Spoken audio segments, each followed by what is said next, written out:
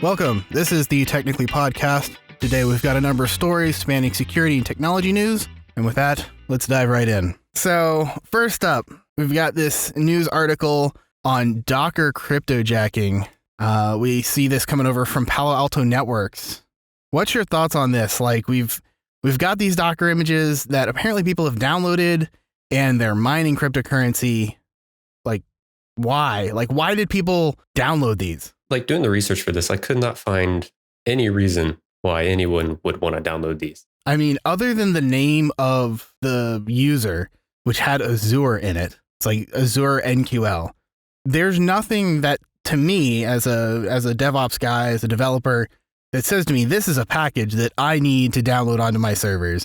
The file names are like random numbers and underscores. Yeah, it doesn't make any sense. It's like going to a random Linux repository and just saying, "Hey, give me this random numbered repository that I think it's going to do what I'm doing." It had to have been repackaged as something and then advertised somewhere. That's just what I think. That's the only thing I can come up with at this point.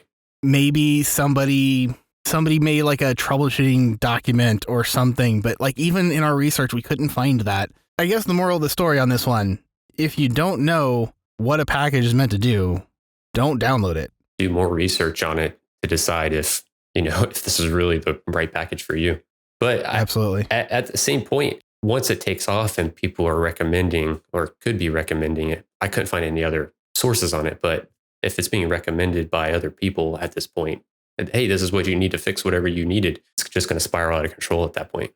Yeah, and again, everything we can find on this doesn't seem to point to any good reason to download this, but it was downloaded 2 million times. It's insane. Exactly. I think that this kind of speaks to kind of like the stupidity of just downloading something because somebody might have recommended it or it seems official. Like, know what you're downloading, people. Like Docker images generally are named after what they're meant to run or what they're meant to do. So try to be a little judicious before you throw something onto your production servers. Someone got, I think it was $36,000 worth of Monero, if I remember correctly. I mean, as far as click-through rates, that's a pretty decent amount. 2 million downloads and you get $36,000. I can see why the crime pays, but definitely. Damn. All right. This is the moral of the story there. Don't download stuff you don't know. All right. Next up, we have these so-called blue leaks named after WikiLeaks. Apparently, a security breach into a design company that made software and websites for police departments and fusion centers. What can we expect out of a dump like this? I feel there's not a whole lot that these probably hold for the average person, but there's got to be something there. I mean, from what I read, it contains, account numbers and a few other items, which could be pretty bad for depending on what those account numbers are for. Yeah, absolutely. And in our, current political environment, we're recording this at the end of June. There's obviously this animosity towards police. So I can get why people might do this. However, at the same time, like I think that you have the people that the information that this is on is typically not the police officers themselves, but it is going to be criminals or criminal cases. And these, from what I understand, these sites are like data sharing sites between different departments. Is it acting as a moral application of hacking? I don't know. Like, I think that's a little bit of a gray area that I personally wouldn't feel comfortable deciding on, but I can at least understand why somebody would do it, even if it's misplaced. Yeah, maybe. But also, if you're releasing names of people that may possibly have a case coming up, and here in the US where we're based, it's, innocent until proven guilty. You could be releasing someone's name out into the world, and that could be bad, especially if they're actually innocent. Yeah, the judgment in the court of public opinion is definitely a problem. On the same side, kind of in that mindset is, let's say, for example, there is an investigation going into an organized crime unit. Now, I guarantee you that those folks have searched for, their names and whatnot, and now they may actually know that, hey, the police are looking into them. They should probably change how they're operating. Like, I understand from like a social justice why somebody might try to do this, but I think that the actual impact is not going to do what people expected. Right. Actually, doing the research for this, I noticed that hackers, I think it was in 2013, they sent spoofed emails as this company. and the emails contain malware or ransomware. So I'm wondering what the effects were actually, what was felt by that. I'd have to dig more into it, but it's a little sparse from 2013. This appears to have been going on for a while. They've collected over 10 years of data, 270 gigabytes. This is not something you oops your way into. And it sounds like you've got at least a decent phishing campaign. As far as like who actually knew about this or how we've confirmed this was on Krebs on Security. We'll have links in the show notes if you'd like to do a little bit of research yourself. But I think the moral of the story here is make sure that you're actually teaching and showing people how to avoid phishing and security. I mean, like best practices of like malware scanning and, not having, I don't know, like I don't know the details on exactly how they got in, but you have to think that at least some best practices would have prevented at least some of this. It looks like they may have leveraged consumer account and maybe escalated privileges from there by uploading data, some sort of payload, I'm sure. Okay. Well, yeah, that's definitely harder to deal with, but yeah, I can see that as still being something we can learn from, I think. Absolutely. All right. Next up, we have the Ripple 20 0 days. What's going on here? That's pretty big. Several, CVSS scores of 9 or more, some 10. It's a crazy bad exploit. There's even a video out there, I think, from one of the researchers that actually found the exploit, the 0 day. He was able to turn off a power supply, which, could be bad for hospitals, especially like UPSs and stuff. Right. Yeah. And he was able just to shut it off. And if someone's on life support that's using one of these UPSs that are vulnerable to this, that's not good. You don't generally think about software killing people, but yeah, when you're talking about hardware level exploits, I think you can definitely worry about that. Apparently, this is not just affecting like a few things either. This is affecting libraries that are used across dozens of industries. From what I was looking at, there's really not a whole lot of good mitigation around it either. Like you basically have to wait and hope that your supplier or your vendor releases patched update on some of these things that are old hardware that they're probably not supporting anymore. I think the vendor that basically I would say controls how the IP stack works. I think they patched a lot of the issues, especially the ones that were the worst. So the 9s, the 10s, and I think like the remote exploits. Right. I think those were actually probably patched by now. Now the question becomes, has everybody updated? Which is probably not the case in my experience. Yeah, absolutely. And, when you think about that, like updating the software is one thing. And, that actually might be relatively easy. But actually getting all of these internet things, connected devices updated. When was the last time you updated the firmware on your printer? Like, honestly. No one does that. A year, 2 years ago? Like I occasionally, if I get an update on my printer where it's like, hey, I got some software to download, I go, okay, cool. But most people, I don't know, like that seems like it would be a very difficult thing to actually ensure compliance. So in the meantime, like what would you suggest people try to do? If you have automatic updates, probably one of the best ways. But like you said, I don't know how many printers actually have automatic updates like that for their actual firmware. I can't imagine it's many, at least on the enterprise level. Right. Definitely not. In my mind, the best thing you probably can do is good network control practices, firewalls, and make sure that your stuff isn't just open to the internet. But frankly, if you're not already doing that, I guess this could be your wake up call. Yeah, layered security, that approach is definitely, it's a very effective way to help mitigate something like this, but it's definitely not the end all be all, especially if you want to prevent someone from just waltzing right through your network and pivoting through, your printer, which it can happen. So it's not an attack vector people typically consider, but as things are more and more internet connected, you never can leave something to chance. Right. And especially a lot of companies use, if someone were to have their printer compromised, some people actually use service accounts or an account with higher privileges on their printer or scanner to send stuff to shares. There's a lot of security practices that are very bad that can be even worse with something like this. And then they won't change the default printer credentials to actually log into the printer to get that information. Of course, like that's again another common sense thing. I think with this, again, your standard security, keep things up to date, multi-layered security, like you said, that's the best you can do at the moment until you get things updated. Right. All right, let's move on to something a little more happy, joyful, neat, I guess you could say, something that is less about violations of security and privacy. Apple has, recently had their WWDC. They've started talking about how they are planning to build their own CPU using the ARM architecture. What's your take on this? Like, why would they do this? What's the advantages? Well, it seems like one, I'm sure profitability is one of the main reasons here. Mm-hmm.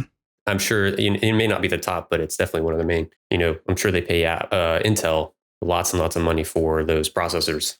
Absolutely. The other thing that we've been hearing of, and this is, again, we'll link this in the show notes, that apparently there's been some complaints around Intel's quality assurance, particularly around the Skylake processors that were released not too long ago.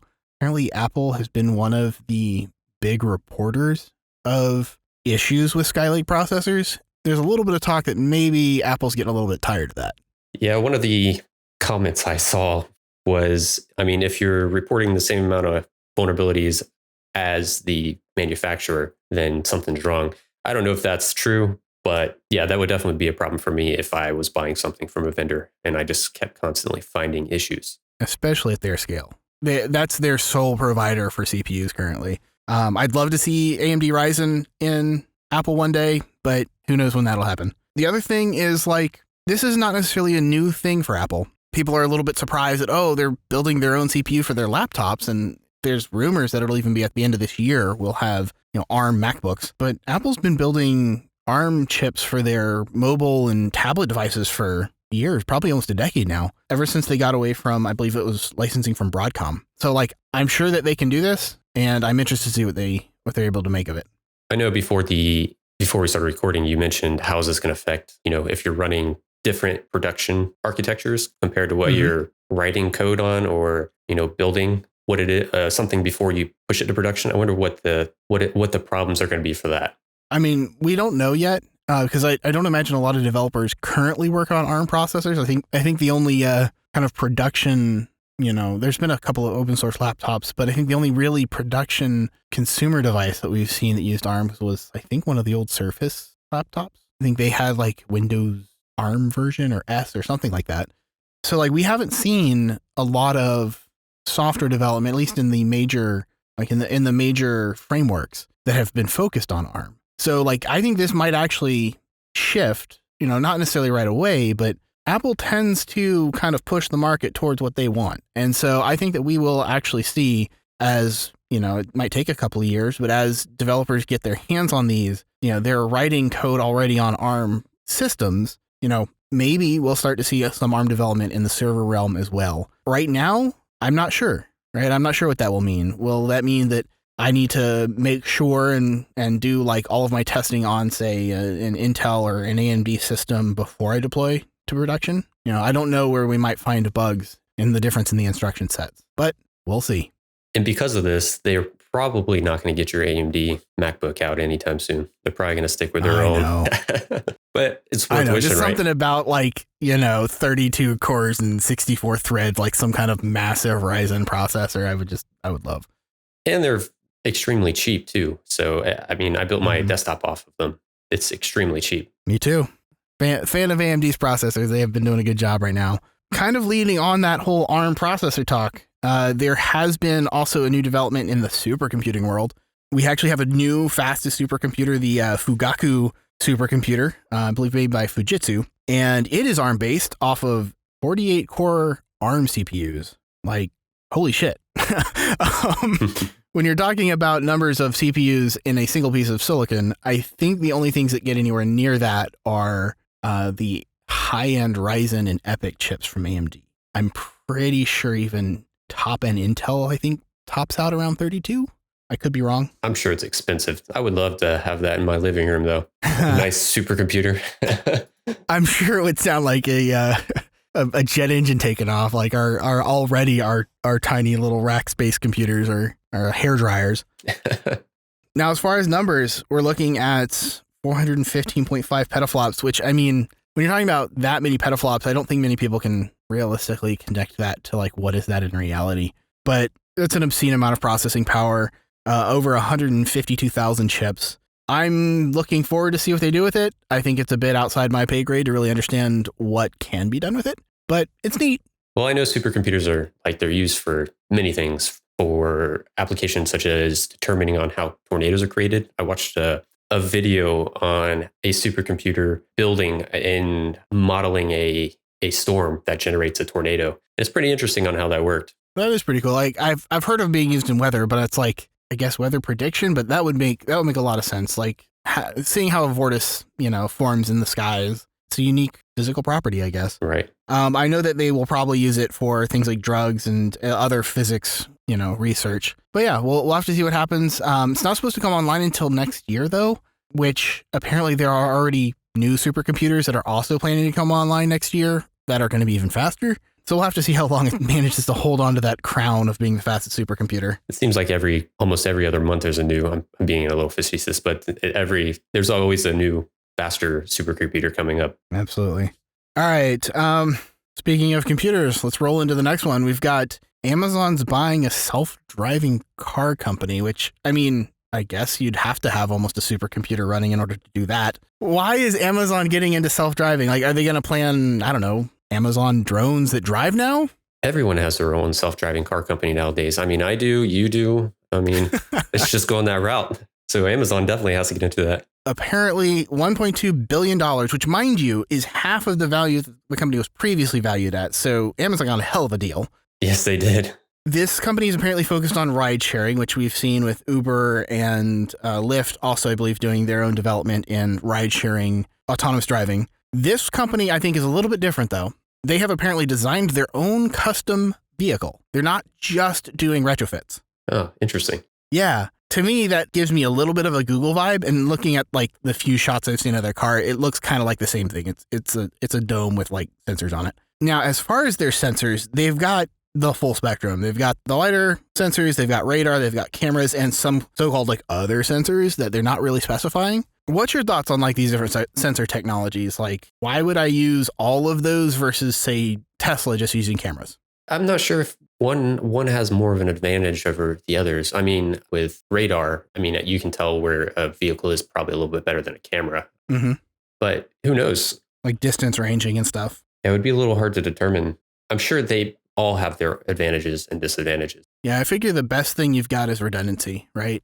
If my lidar is not working, I can kind of back up off of my radar and my camera. The one point I will say on this is that Elon Musk has been particularly critical of using lidar. He says it's too expensive, it's too bulky, that humans don't have lidar, we manage to drive just fine.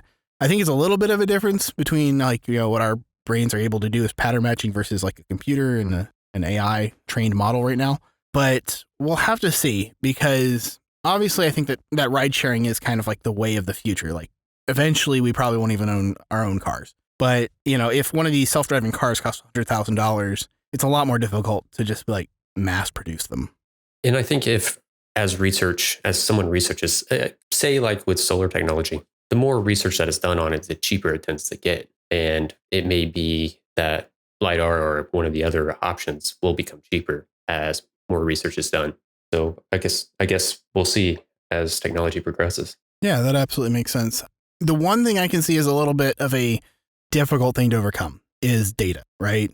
I don't know how long, I think this company's been around for 6 years. I don't know how long they've actually been collecting actual driving data. But the one thing that Tesla, I feel, really has a huge head start on is the millions of miles that they have driven, even if they're not self-driving, that their cars have been recording. Right. And just gathering data. Yeah. So we'll have to see ultimately what comes of it. I think that, obviously Bezos is a smart guy. He's running lots of big, expensive companies that are doing neat stuff, but we'll have to see if this actually manages to pay off. Yeah, it'll be interesting to see how, because it says that they're working towards an autonomous zero emissions vehicle, but it's kind of hard to say. Nothing's going to be completely zero emissions.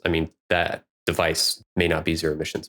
I'm sure they mean just zero emissions at the vehicle, right? We can get pretty close with alternative fuels and stuff. I think, right? Assuming it's a battery powered electric vehicle. Well, what about charging?